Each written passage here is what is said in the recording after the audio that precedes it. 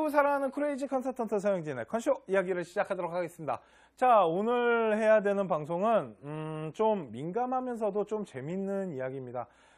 제가 며칠 전에 이제 좀 사악한 짓을 좀 한 게 뭐냐면 재수생들 데리고 소주를 한 잔을 좀 했어요. 이제 몇 명이 이제 모여가지고 이제 소주 한 잔을 하면서 제가 솔직히 좀 궁금했던 게 뭐냐면 물어봤습니다. 이제 소주 한 잔 하다가 이제 그쪽으로 이제 주제가 좀 떨어져서 이제 어떤 한 친구가 이제 자기는 억울하다 이거죠. 왜 그러냐면 이제 재수를 하는데 재수를 하다 보니까 이제 좀 힘들더라 막 이러면서 이제 한탄을 하면서 시작된 말이었는데 왜 떨어졌는지에 대한, 그러니까 작년에 내가 왜 떨어졌는지에 대한 이야기들이 이제 오고 가기 시작하면서 제가 그 얘기를 좀 자세히 들어봤어요. 그러면서 한편으로는 좀 재미있기도 하면서 한편으로는 솔직히 좀 가슴이 아프기도 하고 그러면서 이제 재수생 친구가 저한테 그랬어요. 선생님 이거 좀 방송으로 찍어달라고. 그래서 좀 많은 학생들이 좀 알았으면 좋겠습니다. 이런 거는 솔직히 좀 알려야 되는 거 아닙니까? 라는 그 뜻을, 그 요청을 제가 받아서 좀 급하게 재수생들과의 만남에 대해 왜 떨어졌을까요? 이거는 저의 생각이 아니고요. 친구들의 이야기를 제가 정리를 하고, 그러니까 되게 많은 얘기가 나왔는데요. 그 중에 좀 공통적이고 보편적인 부분만 정리를 해서 한번 좀 보여드리도록 할게요. 그런데 좀 중요한 얘기들이 좀 많이 나왔었고요. 그리고 이렇게 얘기한 거를 잘 생각해서 이걸 반대로 하면 되겠구나 뭐 이런 생각을 좀 했었습니다. 자, 한번 봅시다. 우리 재수생 애들이 무슨 얘기를 했었는지. 자, 난 재수생입니다. 자, 난 재수생이다. 첫 번째는 뭐냐면 이제 떨어지는 이유 중에 하나가 대학교에서 이제 발표하는 합격 데이터를 너무 믿었다라는 거예요. 그러니까 뭐 교과 전형을 준비하는 학생들이나 아니면 정시로 준비하는 학생들 같은 경우 이제 어떠한 점수가 나왔을 때 대학교에서 이제 합격 기준선을 보여주잖아요. 우리 뭐 수시 교과 전형은 몇 등급이면 합격합니다. 아니면은 뭐 정시로 했을 때 우리 학교 반영 비율을 따져봤을 때 어느 정도 점수대 100분이나 아니면 표준 점수 몇 점 정도가 나왔을 때 합격선을 형성합니다라는 그 데이터를 너무 맹신했답니다. 그러다 보니까 나는 되게 안정권이라고 생각하고 집어넣는데 떨어졌다라는 얘기를 좀 많이 하더라는 거죠. 또한 학교 데이터를 좀 믿었다는 얘기도 있지만 그런 얘기도 솔직히 나왔어요. 저 최저 못 맞췄습니다. 하여튼 뭐 그런 얘기도 나왔는데 그거는 뒤에 가서 좀 보도록 할게요. 자, 두 번째는 내신만 잘하면 대학 가는 줄 알았대요. 그래서 자기는 진짜 학원 다니면서 열심히 공부만 했다는 겁니다. 그러다 보니까 솔직히 자기가 머리가 그렇게 좋지 않고 또한 내 나름대로 되게 열심히 했는데 솔직히 제가 정규 라인은 아니더라도 제 나름대로 반에서 공부 잘하는 학생에 들었었고 저는 2등급 개초반이었기 때문에 저는 나름대로 당연히 대학 간다고 생각했다고 이제 얘기가 나왔어요. 그런데 이런 거죠. 그래서 그 부분을 제가 설명을 해줬습니다. 네가 2등급인데 떨어진 이유는 말이다. 네가 학생부 종합전형을 준비하는 데 있어서 이거죠. 서강대학교, 중앙대학교, 동국대학교로 한번 비교를 해서 좀 보여드릴게요. 자, 어떻게 보면 서강대학교와 중앙대학교, 동국대학교 대학 레벨별로 좀 해놓은 건데 서강대가 제일 좋은 학교네요. 자기 주도 전형이랑 자기 추천, 그러니까 자기 주도랑 다빈치랑 두드림 전형이 있었을 때 서강대학교 합격선이 1.8에서 3.5고요. 중앙대학교가 2등급에서 4.2등급, 동국대가 2등급에서 3.85등급이 평균점이라고 봤을 때 그 아이가 2등급이라면 그 아이는 서강대, 중앙대, 동국대를 다 갈 수 있어야죠. 그러니까 그 친구가 이걸 맹신한 겁니다. 이것만 본 거예요. 그러니까 자기는 다 갈 수 있다고 생각한 거죠. 하지만 대학교는 저희 컨쇼에서 말하지만 4대 요소로 학생부 종합전형을 뽑습니다. 학업 역량뿐만 아니라 전공적 합성이나 인성, 발전 가능성의 점수를 다 부여하고 종합적으로 평가했을 때 그런 아이들을 뽑다 보니까 제가 그런 얘기합니다. 여기 나와 있는 합격 등급은 솔직히 그렇게 중요하지 않습니다. 또한 학교 수준이 좀 반영돼야 되고요. 두 번째, 학교 편차나 성적 추이 같은 거 다 반영해서 보기 때문에 그런데 이런 걸 몰랐다라는 거죠. 그 친구는 이렇게 나온 데이터를 봤을 때 2등급이니까 당연히 이런 학교를 다 집어넣을 수 있다라고 생각했고 또한 나는 내 나름대로 학교에서 공부를 열심히 하고 반에서 공부를 잘했기 때문에 당연히 이 정도는 간다라고 생각했다는 거예요. 참 안타까웠습니다. 솔직히 지금 열심히 학원 다니는 아이들이 있습니다. 압니다. 막 가방 메고 그 무거운 가방을 들고 학원 다니는 아이들이 있는데 하나 말씀드리면 솔직히 그렇게 생각하시면 돼요. 학교의 2등급 아이들의 전체 인원을 따져봤을 때 서울 안에 상위권 아이들이 들어갈 수 있는 그 인원의 분포도를 한번 생각해 보십시오. 그러면 당연히 전국 단위 2등급 아이들이 서울 안에 있는 상위권 대학에 2등급이 들어가는 이런 학교들을 들어갈 수가 없겠죠. 다 인원이 안 나오는데. 그러니까 잘 생각해 보세요. 그러니까 단순 이런 내신 등급 가지고만 우리 학생을 뽑지 않는다라는 겁니다. 그렇기 때문에 열심히 학업 공부를 열심히 하는 건 당연한 거예요. 제가 그런 얘기합니다. 오해하지 마십시오. 내신은 기본입니다. 내신은 대학교를 합격하는 데 있어서 어떠한 기본선을 갖고 가요. 하지만 그게 전부는 아니라는 거예요. 그러니까 우리 학생 여러분들 열심히 공부하는 거 당연한 건데요. 그거 외에 나만의 어떤 활동을 통해서 아니면 자기 주도를 통해서 아니면 그러니까 대학교가 뽑고자 하는 기준선을 한번 잘 생각해 보시라는 겁니다. 그래서 내신만 잘하면 저는 진짜 다 되는 줄 알았어요. 정말 옛날 시대에 제가 학교 다니던 그런 시대의 학생인 거죠. 그러니까 내신만으로 대학 가는 시대는 솔직히 교과 전형은 있지만 학생부 종합전형 지금 가장 많은 인원을 뽑고 있는 그 전형에는 맞지 않는 생각이 맞습니다. 그러다 보니까 그 친구는 떨어졌을 때 되게 좀 황당했다라는 거죠. 또한 이제 내신 성적을 가지고 이제 학교 입학처나 아니면은 이런 컨설턴트들을 만났을 때 학업 성적은 좋은데 비교과가 좀 많이 부족합니다라는 얘기를 정말 많이 들었다라는 거죠. 그래도 설마 하면서 넣었는데 설마가 사람을 잡아버렸네요. 자, 그 다음은 뭐냐면 이게 솔직히 좀 되게 많은 얘기가 나왔습니다. 수능 공부를 너무 쉽게 생각했다라는 거예요. 그러니까 수능은 솔직히 제가 그런 얘기를 합니다. 그러니까 학교 내신 공부랑 솔직히 좀 공부하는 방식이나 또한 이 전체 범위다 보니까 공부하는 학습량이 좀 많아야 됩니다. 그런데 이제 고등학교 3학년 때부터 수능 공부를 정말 열심히 했다라는 거죠. 그런데 생각보다 성적이 그렇게 나오지 않고 또한 수능 공부 이 이야기 나올 때 아이들이 진짜 많이 얘기했던 것 중에 하나가 뭐냐면 탐구였어요. 특히 이과 아이들 과탐에 대한 얘기를 했을 때 과탐 진짜 하루아침에 안 오르더라는 거죠. 당연히 오를 줄 알았대요. 그러니까 고등학교 3학년 때부터 시작하거나 한 친구는 이제 여름방학 때부터 시작했는데 그 친구가 4등급을 찍었다라고 하더라고요.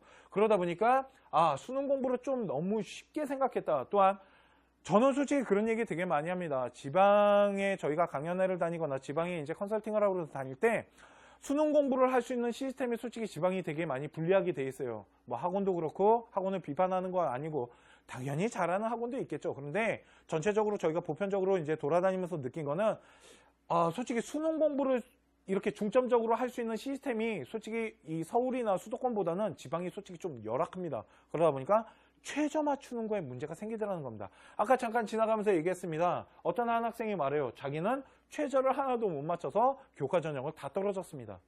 그런데 저 3월, 4월 모평은 잘 봤는데 6월 달에 솔직히 한번 무너졌고 9월 달에 약간 올라서 저는 다시 3, 4월 맞고 오를 줄 알았대요.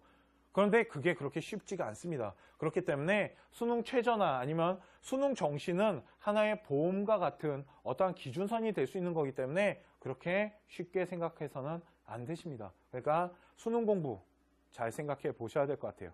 자, 그 다음은 뭐냐면 제가 이거 보고 진짜 이 얘기하다가 빵 터졌는데 담임이 자기를 버렸답니다. 솔직히 마음이 되게 아팠습니다. 공교육 비판할 생각 없습니다.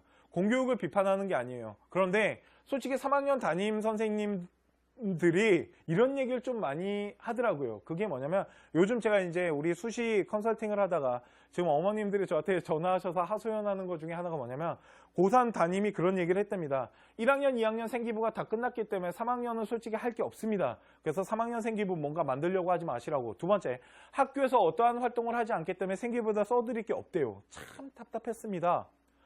제가 만약 고3 담임이라면 전 그렇게 얘기 안 할 것 같아요.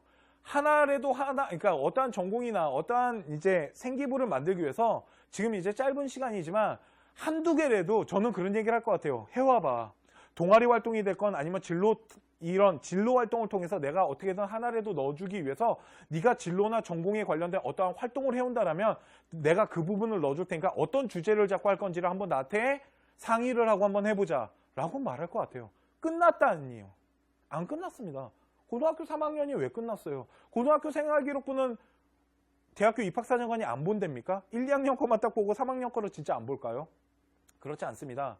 3학년은 보통 그런 생각 많이 하세요. 3학년은 당연히 공부하는 게 맞습니다. 그렇다고 생활기록부가 끝난 건 아닙니다. 방학 동안에 무엇인가 활동을 하는 부분에 대해서 마지막으로 정리해서 넣을 수도 있고요. 정말로 진로는요. 맘만 먹으면 집어넣을 수 있는 게 정말 많습니다. 전공과 왜 그러면 진로 활동이라는 게 전공과 관련된 활동들을 마지막으로 마무리 질 수도 있고 동아리 활동 왜 죽었다고 생각하십니까? 한 학기 동안 애들이 왜 아무것도 안 한다고 생각하세요? 한 학기 동안 1학년, 2학년 활동들을 좀 정리하고 3학년 활동을 통해서 어떠한 마무리를 하거나 발전성을 가져간다라면 아니 왜요? 집어넣을 수 있지 않을까요? 그런 생기부를 대학교가 좋아하지 않을까요? 이거는 다시 말씀드리면 공교육을 비판하는 건 아니지만 3학년 생기부가 죽었다라고 말하는 것 자체가 좀 이상합니다. 저는 어떻게든 고3 담임이라면 어떻게든 좀 만들어주려고 노력해야 되는 게 아닐까요? 야 너는 어차피 학업 등급이 안 되니까 야 너 3등급이야? 야 어차피 너 안 돼. 그게 어딨어요. 3등급도 충분히 갈 수 있는 대학교들이 있는데. 그러니까 담임이 나를 버렸답니다. 저 이 얘기 듣고 솔직히 되게 빵 터지면서도 좀 가슴이 아팠습니다. 근데 이 친구가 한 말은 뭐냐면 담임이 그랬답니다. 너 어차피 학종으로 못 간다고. 그러니까 교과 전형으로 가자고. 그 친구가 한 2등급 후반대 아이였어요. 근데 그 친구한테 그런 얘기를 했답니다. 너는 어차피 학종 안 된다고. 너 생기부 하나도 안 만들어져 있지 않냐고. 와. 생기부 보면 왜 안 만들어줬냐고 학교에서. 하여튼 그랬습니다. 이 얘기 들으면서 담임이 나를 버렸어요. 하여튼 이 얘기는 좀 그랬습니다. 그러니까 제가 이제 어떻게 보면 사교육이잖아요. 사교육하는 사람으로서 하나를 말씀드리고 싶은 게 뭐냐면 공교육이 잘 되고 정상화되면 사교육을 찾아오지 않겠죠. 그런데 부족한 부분이 있으니까 저희 같은 컨설턴트들이 우리 학생들을 좀 도와준다라고 저는 생각을 합니다. 자, 고3 담임들이나 학교에 계신 우리 공교육 여러분들 생활기록부 솔직히 어떻게 만들어야 되는지 아십니까? 저는 솔직히 그런 생각해요. 생활기록부 진짜 잘 만들려면 이게 솔직히 불가능해요.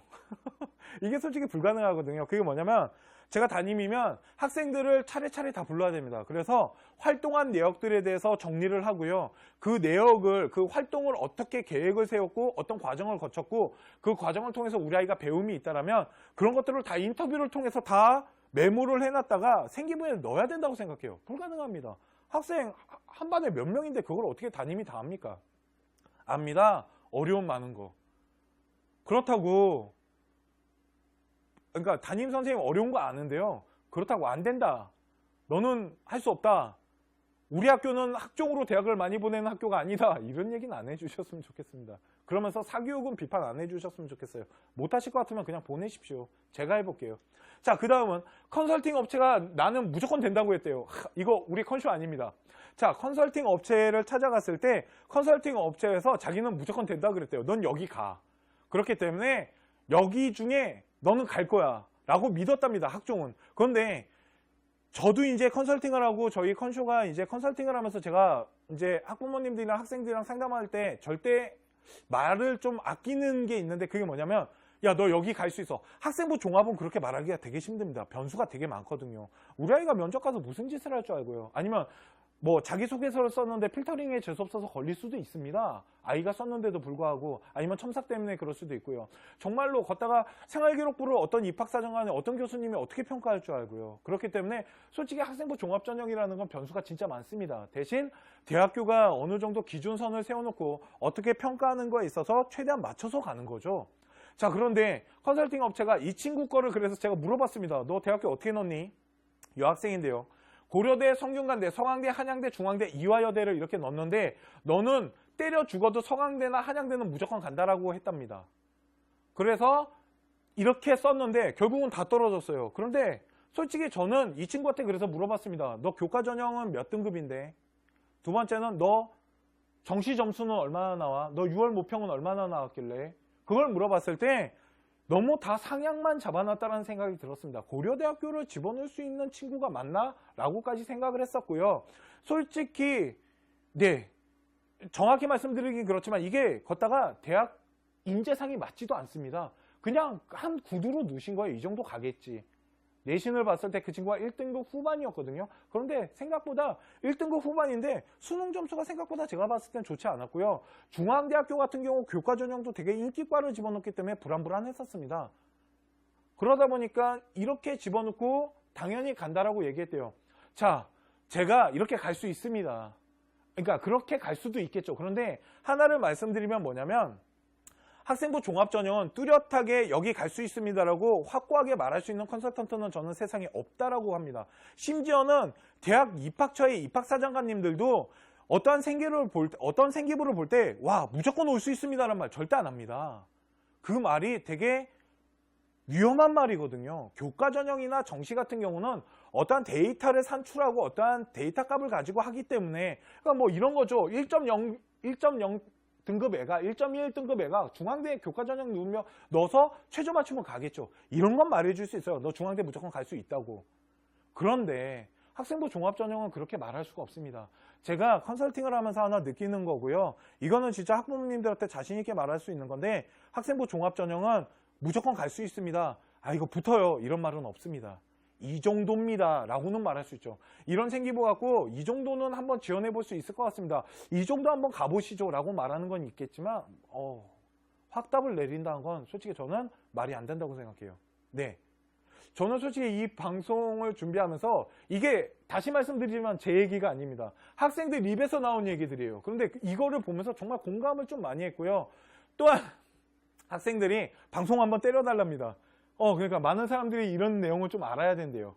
그래서 준비를 해봤는데 더 많은 얘기가 있었습니다. 제가 이제 학생들이랑 이제 한잔하면서 그걸 다 녹음을 했거든요. 녹음하면서 그걸 들으면서 이제 정리를 했는데 되게 이제 좀 보편적으로 나오고 좀 아이들이 많이 얘기했던 거 그리고 막 와 맞아! 막 이랬던 거 있잖아요. 공감대 형성되는 거 그런 것들을 통해 가지고 만든 건데 일단 이 5가지가 일단 아이들 입에서 가장 많이 나왔어요. 그런데 이거를 제가 준비를 하면서 맞는 것 같아요.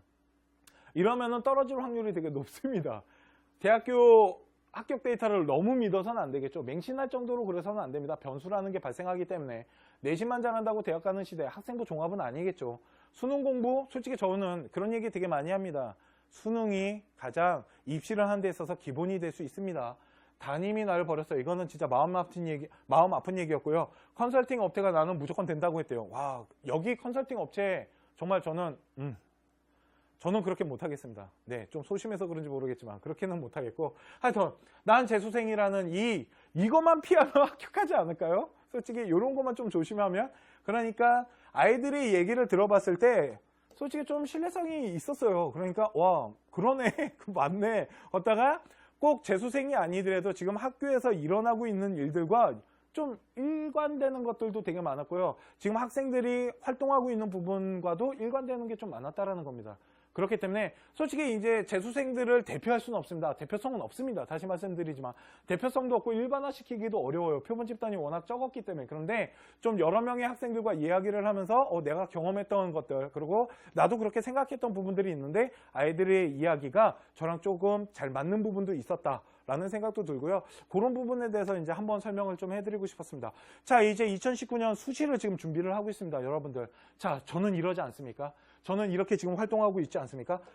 이렇지 않습니까? 한번 보십시오. 내가 이 안에 들어갈 수 있는지.